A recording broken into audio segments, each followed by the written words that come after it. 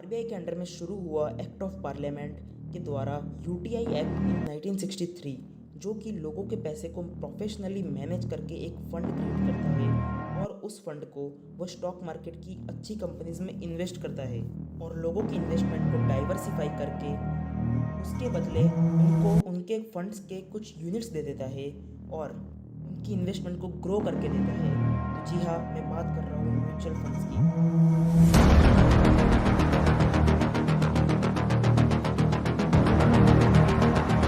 नमस्कार दोस्तों, आपका स्वागत है इस फाइनेंशियल लिटरेसी की सीरीज़ में, जिसके इस वीडियो में हम बात करने वाले हैं म्यूचुअल फंड्स के बारे में। तो बिना किसी टाइम वेस्ट के शुरू करते हैं आज का ये वीडियो। चलिए मेरे साथ। स्टॉक मार्केट में इन्वेस्ट करने के 3 तरीके हैं। पहला तरीका कि आप अपने खुद की रिसर्च कीजिए और डायरेक्टली आपको जो शेयर पसंद है उसमें रिसर्च करके वो आप इन्वेस्टमेंट कर सकते हैं। इसमें आपको रिसर्च करनी पड़ेगी और रिसर्च के लिए आपको पहले स्टॉक मार्केट सीखना पड़ेगा, तभी आप इसमें अच्छे से इन्वेस्टमेंट कर पाओगे।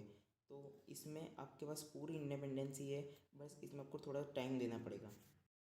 दूसरा तरीका ये है कि आप किसी एडवाइज़र से एडवाइस लीजिए कि कौन से शेयर में इन्वेस्टमेंट करना चाहिए और कौन से में नहीं करना चाहिए, और जो एडवाइस देते हैं उनके बिहाफ पे, उनके डिपेंडेंसी पे आप शेयर मार्केट में इन्वेस्ट करेंगे।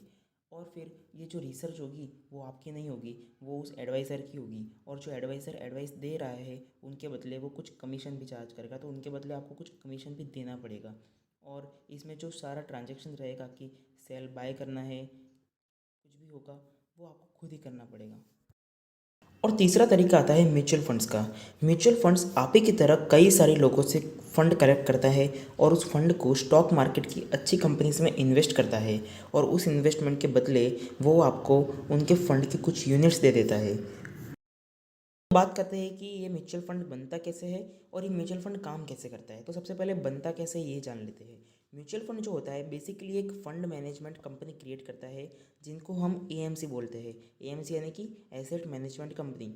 ये जो एसेट मैनेजमेंट कंपनी होती है एएमसी, ये उनका एक फंड लॉन्च करती है। तो अब चलिए समझते हैं कि म्यूचुअल फंड काम कैसे करता है। लेट सपोज आपके पास 10,000 रुपये है और आपको स्टॉक मार्केट की अच्छी कंपनीज में, बड़ी कंपनीज में इन्वेस्टमेंट करना है और अपना इन्वेस्टमेंट डाइवर्सिफाई करना है। तो आपको इन्वेस्टमेंट करना है, तो इसके लिए आप रिसर्च करने बैठते हो और आप रिसर्च करते हो कि एमआरएफ का शेयर मुझे पसंद आता है, मुझे एमआरएफ का शेयर खरीदना है। तो अब जब प्राइस देखते हो तब आप देखते हो कि एमआरएफ का शेयर तो 80,000 के भी ऊपर है। तो अब आप सोचते हो कि मेरे पास तो सिर्फ 10,000 ही है, तो मैं कैसे बड़ी कंपनीज में इन्वेस्ट करूँ। तब आप कोई सा एक फ़ंड चूज़ करते हो और उस फंड को पैसे देते हो। लेट सपोज़ आपने एक फ़ंड चूज़ किया और उसमें अपने 1,000 रुपये दिए। वो फ़ंड वैसे ही और 100 लोगों से 1,000 रुपये लेगा, तो उस फंड के पास टोटल 1,00,000 रुपये हो गए। अब वो 1,00,000 रुपये से 20-20 हज़ार के अलग अलग 5 शेयर खरीद लेगा उनके फ़ंड के नाम पे, और उन फंड के यूनिट्स आपको दे देगा। तो इससे आपका पैसा डाइवर्सिफाई भी हो गया और बड़ी बड़ी कंपनीज में इन्वेस्ट भी हो गया। तो ये फ़ायदा होता है म्यूचुअल फंड्स का।